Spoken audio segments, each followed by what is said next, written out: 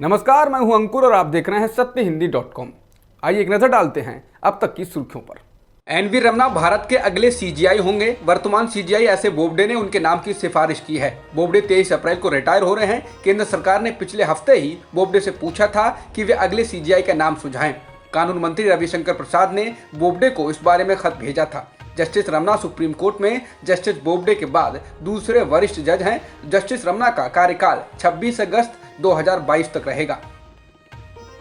महाराष्ट्र के गृह मंत्री अनिल देशमुख पर गंभीर आरोप लगाने वाले मुंबई पुलिस के पूर्व कमिश्नर परमबीर सिंह की याचिका पर सुप्रीम कोर्ट में सुनवाई हुई। सुनवाई के दौरान सुप्रीम कोर्ट ने परमबीर सिंह की पैरवी कर रहे वरिष्ठ अधिवक्ता मुकुल रोहतगी से कहा कि वे इस मामले को लेकर बॉम्बे हाईकोर्ट जाएं।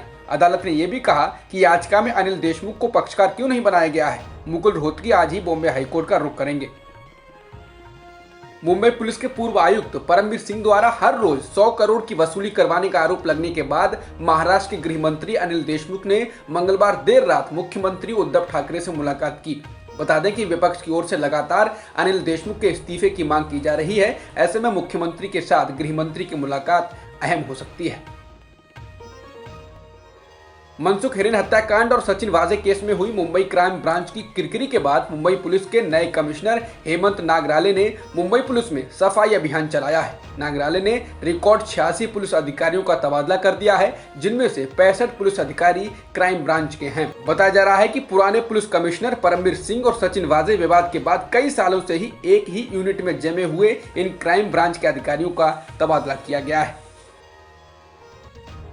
बिहार विधानसभा में खबर अब तक नीतीश कुमार के गुस्से की होती थी, लेकिन मंगलवार को मारपीट की ऐसी नौबत आई कि कई विधायक घायल हो गए। आरजेडी विधायकों ने कहा कि उनके साथ मारपीट की गई, उनको घसीटा गया, यहां तक कि महिलाओं को भी नहीं बख्शा गया।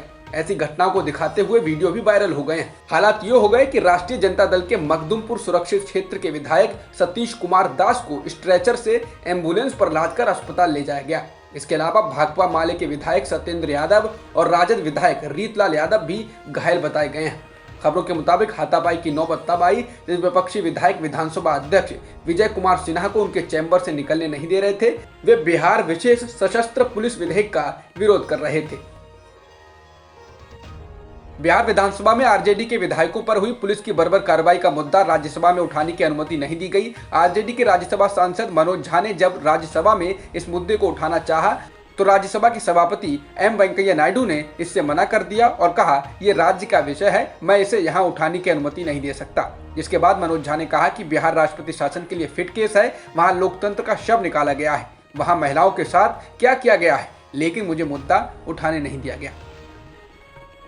दिल्ली की केजरीवाल सरकार के अधिकारों को कम करने और उपराज्यपाल के अधिकारों को बढ़ाने वाला विधेयक लोकसभा में पारित किया जा चुका है। अब राज्यसभा में इस पर वोटिंग होनी है। तृणमूल कांग्रेस के राज्यसभा सदस्य डेरेक ओब्रायन ने ट्वीट में लिखा है कि 5 राज्यों में चुनाव में सिर्फ 2 दिन रह गए हैं, फिर भी तृणमूल कांग्रेस के राज्यसभा सांसद उड़कर दिल्ली आ रहे हैं ताकि जीएनसीटी बिल को पारित नहीं होने दिया जाए, जिसमें दिल्ली की चुनी हुई सरकार के अधिकार छीने गए हैं। लोकतंत्र, संविधान और संसद के सीने में एक और चाकू। इससे भी बुरा यह है कि गृह मंत्री चुनाव प्रचार कर रहे हैं। क्रूर विडंबना है। इलाहाबाद विश्वविद्यालय की कुलपति प्रोफेसर संगीता श्रीवास्तव के बाद अब उत्तर प्रदेश के संसदीय कार्य एवं ग्राम्य विकास राज्य मंत्री आनंद स्वरूप शुक्ल ने मस्जिदों पर लगे लाउड स्पीकर्स को हटाने की मांग की है और इसको लेकर बलिया के डीएम को पत्र लिखा। मंत्री ने कहा कि लाउड स्पीकर पर अजान के शोर के कारण उनके योग, ध्यान, पूजा पाठ और शासकीय कार्यों में बाधा पहुंचती है। मंगलवार को बीजेपी संसदीय दल की बैठक में प्रधानमंत्री मोदी ने कृषि कानूनों को लेकर भी अपनी प्रतिक्रिया दी।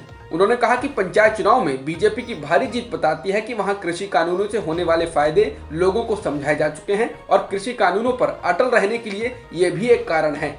उन्होंने राजस्थान के पाली में हुए पंचायत चुनाव का विशेष तौर पर उदाहरण दिया, जहां किसान आंदोलन के बीच बीजेपी ने 90% सीटें जीत ली।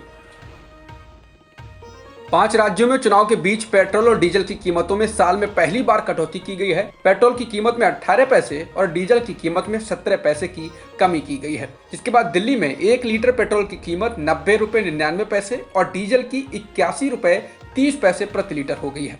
बता दें, साल भर में पेट्रोल की कीमतों में 21.40 रुपये बढ़ोतरी हुई और डीजल की कीमतों में 19 रुपये की बढ़ोतरी हुई है। भारत और पाकिस्तान के बीच बेहतर होते संबंधों की चर्चाओं को मंगलवार को और बल तब मिला जब प्रधानमंत्री मोदी ने पाकिस्तान दिवस पर प्रधानमंत्री इमरान खान को खत भेजा। प्रधानमंत्री मोदी ने इमरान को लिखे खत में पाकिस्तान दिवस की शुभकामनाएं देते हुए लिखा है कि पड़ोसी देश होने के नाते भारत पाकिस्तान के लोगों से अच्छे संबंध चाहता है और इसके लिए आतंक और दुश्मनी से रहित माहौल बेहद जरूरी है। इमरान और पाकिस्तान के लोगों को कोरोना महामारी से पैदा हुई चुनौतियों से लड़ने के लिए भी मोदी ने शुभकामनाएं दी हैं।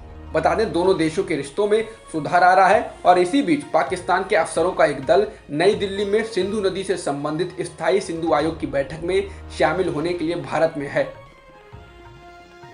भारत में पिछले एक दिन में 47,262 कोरोना संक्रमण के नए मामले दर्ज किए गए हैं, जो पिछले साल नवंबर के बाद रोजाना केसों का सबसे बड़ा आंकड़ा है। इसके अलावा 275 मरीजों की मौत भी दर्ज हुई है, जिसके बाद देश में कुल मौतों का आंकड़ा 1,60,441 हो चुका है और कुल संक्रमितों का आंकड़ा 1,17,34,000 के पार हो गया है। दिल्ली में बढ़ते कोरोना संक्रमण को देखते हुए सार्वजनिक स्थानों पर होली, शब बारात और नवरात्रि का जश्न मनाने पर रोक लगा दी गई है। ऐसा मंगलवार को दिल्ली में कोरोना संक्रमण के 1,000 से अधिक मामले दर्ज होने के बाद किया गया है। बता दें, 19 दिसंबर के बाद पहली बार दिल्ली में 1,000 से अधिक मामले दर्ज हुए। इजराइल में 2 साल के भीतर चौथी बार चुनाव कराए गए हैं। मंगलवार को एक बार फिर प्रधानमंत्री चुनने को लेकर मतदान हुआ। प्रधानमंत्री बेंयामिन नेतन्याहू ने चुनाव में भारी जीत का दावा किया है। हालांकि एग्जिट पोल के अनुमान दिखा रहे हैं कि इजराइल की 120 सीटों वाली संसद में नेतन्याहू को इस बार भी पूर्ण बहुमत नहीं मिल सकता है। एग्जिट पोल के मुताबिक नेतन्याहू की लिकुड पार्टी 53 से 54 सीटें जीत सकती है, जिससे एक बार फिर नेतन्याहू को सत्ता में आने के लिए गठबंधन की सरकार बनानी पड़ सकती है। अब तक की खबरों में इतना ही। बाकी खबरों के लिए बने रहिए सत्यहिंदी.com के साथ। सत्य हिंदी का ऐप डाउनलोड करें गूगल प्ले स्टोर पर।